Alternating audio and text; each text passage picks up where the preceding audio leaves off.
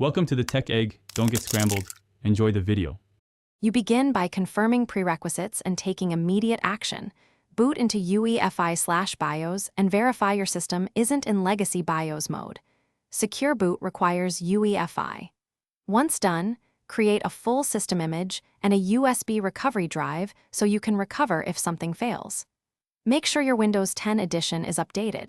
Updates include secure boot keys. You need administrative access, so sign into an administrator account, because enabling secure boot alters firmware-level validation. Next, you configure secure boot keys and firmware options inside UEFI. Navigate to the Secure Boot menu and install or reset to the platform's default keys. This ensures signature trust for Microsoft-signed bootloaders. If CSM or legacy support is enabled, disable it, because it bypasses UEFI validation. Then set the OS type to Windows UEFI. This tells firmware to enforce Microsoft signing rules. Save changes and exit. The firmware will reboot and begin enforcing secure boot on subsequent boots.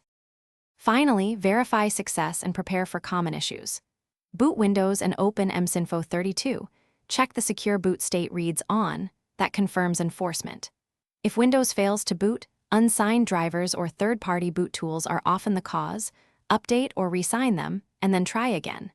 If you cannot boot, use the recovery USB to access UEFI settings and temporarily disable secure boot or restore default keys. One key troubleshooting tip: keep your recovery media and backups handy before changing firmware settings.